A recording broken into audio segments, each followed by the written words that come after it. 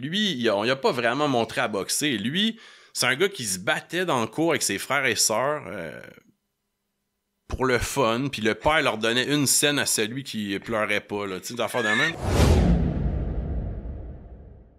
Puis c'est ça, parce que tu remontes à fucking loin, man. Je comprends, man. Tu sais, c'est vraiment l'histoire, c'est ça, tu sais. Il y a aussi l'histoire du Québec là-dedans, tu sais. Ben c'est à travers, veux pas, à travers 200 ans de boxe, on traverse l'histoire du Québec. Fait qu'il y a des périodes... tu sais, je sais pas, moi, après le référendum de 80, Mario Cusson, Dave Hilton... la société est encore très polarisée. Mario Cusson se pointe avec un short fleur-de-lysée, Dave Hilton avec ses cornemuses. Fait que, tu sais, ça, c'est une espèce de rivalité que Régis Lévesque, le promoteur, il mettait de l'avant. Puis, écoute, ça donnait des... qui était même pas un combat de championnat du monde, rien. T'avais des 20 000 personnes là, qui se pointaient à ces affaires-là. Puis... Mais je remonte, quand on dit avec l'histoire du Québec, c'est une période que moi, j'ai bien gros aimé couvrir. C'est les Canadiens français exilés. Tu sais, t'as eu quasiment autour de 900 000 à 1 million de Canadiens français qui sont allés aux États-Unis travailler dans le textile majoritairement, fait que sont exilés. Puis il y a un livre qui vient d'être traduit assez récemment qui s'appelle Une race d'étrangers. Puis tu vois les conditions de vie, tu sais, ils vivent dans des taudis, ils travaillent des heures, tu sais, pas possibles dans pour des salaires de misère. Puis à travers ça, ben il y a quelques Québécois qui réussissent à tirer leur épingle du jeu. Puis Chris, je peux faire un meilleur salaire à me battre sur un ring que travailler dans une usine. Puis il y en a qui sont devenus champions du monde, sont devenus des... tu sais, sont au temps de la renommée de la boxe. Il y a des exemples. Il y en a un, moi j'aime bien, je le connais. Moi qui connaissais quand même assez bien l'histoire de la boxe, j'ai découvert dans mes recherches, ça s'appelle Kid Lavigne. Ouais, c'est ça. Je me l'avais mis... Mais tu sais, Kid Lavigne, je veux dire, c'est le premier champion du monde de l'histoire des poids légers. Puis il naît aux États-Unis d'une famille canadienne-française. Fait que c'est un Américain d'origine québécoise. Puis lui, il travaille dans un moulin à scie. Il y a un barbier noir qui lui apprend les rudiments de la boxe. Il commence à se battre au début à main nue. Il fait des combats. Du bare knuckle. Ben ouais, écoute, c'est ça, là. Fait que, tu sais, les règles étaient pas encore complètement établies. Ça s'est commencé, tu sais, ils ont mis des gants, ils ont déterminé un nombre de... la grandeur du ring, ces trucs-là. Mais à cette époque-là, lui, il fait des combats, je pense, son plus long, c'est 70 rounds. Ouais. Puis il va tuer quelqu'un dans le ring à l'époque. D'ailleurs, le gars qui a fait le plus long combat de l'histoire, là, je pense que c'est 6 ou 7 heures, 110 rounds. Non, mais tu sais, c'est sûr qu'on se bat pas de la même façon que quand t'es à main nue puis que le combat peut durer de même. Là. Fait que c'est quoi, il y avait pas de split decision, genre, de Écoute, la décision des juges? Même les décisions, des fois, tu sais, il y a des... tu checkes les rapports, là, ça fait genre... ça dit combat nul, mais là, combat nul, c'est parce que c'était interdit, puis la police est rentrée, puis ils ont fait sortir tout le monde. Oui, ben non.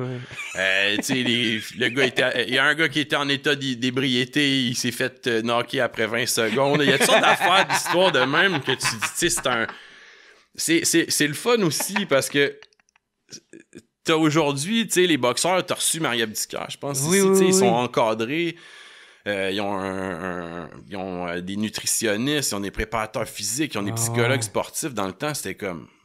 on m'a même pas montré vraiment... tu sais, je suis fort, je sais me battre, on m'envoie là, je gagne. C'était la loi du plus fort, là, tu sais. Ouais, puis il y a des... tu sais, même encore, jusque dans les années 50, il y en a un que j'aime bien aussi. Là, c'est sûr, on saute dans la chronologie. Là, je reviendrai au premier champion du monde.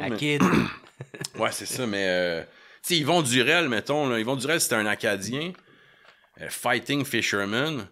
Puis tu lis la bio d'Yvon Durel, c'est un ramassis d'anecdotes de vie incroyable. Tu sais, lui, il a pas vraiment montré à boxer. Lui, c'est un gars qui se battait dans le cours avec ses frères et sœurs pour le fun. Puis le père leur donnait une scène à celui qui pleurait pas. Tu sais, d'affaires de même. Puis... c'est le même qu'on fait des hommes, tu sais. Puis tu sais, c'est une famille de pauvres, de pêcheurs du Nouveau-Brunswick. Puis là, à un moment donné, ses frères reviennent de l'armée, ils ont ramené des gants de boxe. Fait que là, c'est comme l'attraction dans le village. On se bat.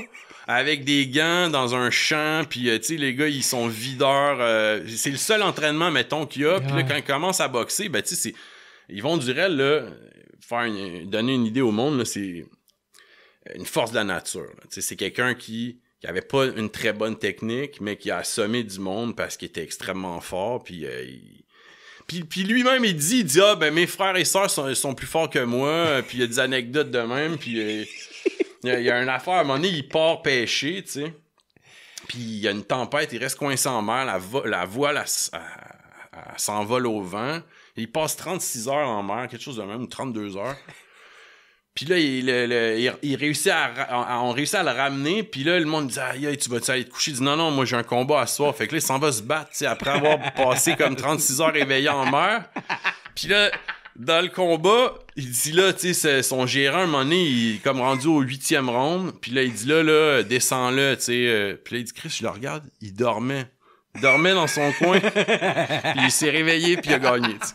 Il a gagné en plus. Oh, ouais. Puis il s'est allé se battre. À un moment donné, il est allé se battre à New York. c'est que reste ouais, non, mais c'est ça que j'aime. C'est coloré. Non, mais le monde de... Je sais pas si c'est moi qui vois ça de même, là, mais on dirait que le monde de ces époques-là, il y avait tellement des histoires incroyables, épouvantables, là, tabarnak, là. L'histoire de boxeur, en général, c'est parce qu'il faut faire un boxeur, c'est pas du monde comme tout le monde. Faut pour supporter la souffrance d'entraînement, la souffrance de recevoir des coups, parce que mine de rien, c'est super c'est dangereux aussi, là, comme sport. C'est pas... Je dis, il y a des sports d'élite où le monde, ils se mettent pas en danger comme ça, là. Tu sais, veut pas l'accumulation des coups sur ta vie, avoir un entraînement comme ça, les pertes de poids. Il y a une autre histoire, Yvon Durel, tu vois, j'en ai des anecdotes là-dessus. T'es-tu tout mis dans ton livre, ça? Dans le livre? Ben, Yvon Durel, toutes mes meilleures, je les ai mis, là. Écoute, il y a... Parce qu'Yvon Durel, en fait, il aimait pas ça s'entraîner, tu sais. Puis lui, ce qui le faisait chier, là, c'est quand il arrive au combat, là, il dit, là, à cause de ce maudit gars-là, là, il a fallu que je souffre à l'entraînement, fait qu'il va payer, tu sais. Puis il y a des fois... OK, il se primait de même. Il partait faire son jogging, il tourne le coin, il s'arrête à la brasserie, il boit 2-3 pintes, là, il check le temps, il fait, bon, lance-moi un seau d'eau sur la tête, faut que j'aille l'air d'avoir transpiré, puis il revient entre-temps. Ouais, c'est beau. Fait que, tu sais, je veux dire, s'il y avait eu un encadrement, puis il y avait eu un entraînement sérieux, il aurait été champion du monde. Il a passé à 1 seconde d'être champion du monde. Archie Moore, qui est comme une légende dans l'histoire de la boxe, c'est le gars qui a le plus de knockouts de l'histoire. C'est un boxeur incroyable. Il l'affronte à Montréal, puis c'est Archie Moore qui est favori. Le combat commence, puis après 1 minute de combat, Yvon Durel, bam, il étend Archie Moore. Fait que là, la foule du forum est comme survoltée. Il se relève, il réétend une autre fois, il se relève une 3e fois, il recouche une 3e fois. Puis à cette époque-là, il n'y avait pas de règle de temps de chute au tapis, tu perds ou ben non. Tu sais, les arbitres étaient un peu plus permissifs aussi. Je pense qu'aujourd'hui, après une 3e chute, on l'aurait probablement donné à Yvon Durel. Puis... au fur et à mesure, Archie Moore est retombé au tapis 2 autres fois dans le combat, mais il a commencé, tu sais, Archie Moore avait de l'expérience, il a commencé à saisir un peu, puis à voir que, ok, je suis capable de... Puis il a fini par gagner, fait que ça donne un des combats dans l'histoire, là, des grands combats, et Archie Moore dit, coup pour coup, j'ai jamais reçu une frappe aussi forte que... Oh, la puissance! Qu'ils vont durer. Tu sais, le gars s'est battu avec Rocky Marciano, s'est battu avec Mohamed Ali, mais il dit, tu sais... Marciano, mettons, il frappait fort, mais il t'usait. Tandis qu'un coup à la fois, Yvon Durel, j'ai jamais reçu de quoi de... aussi puissant. Un autre affaire... Mais j'aime pas s'il avait pas été sous. Un autre affaire, c'est qu'il... avant un combat, il se battait chez les poids moyens, à un moment donné. La limite, c'est 160 livres, puis je pense qu'il était à 205 livres 1 semaine avant le combat. Fait que là, son gérant, il dit, écoute, on va le mettre dans le four à faire sécher le bois. Lui? Ouais.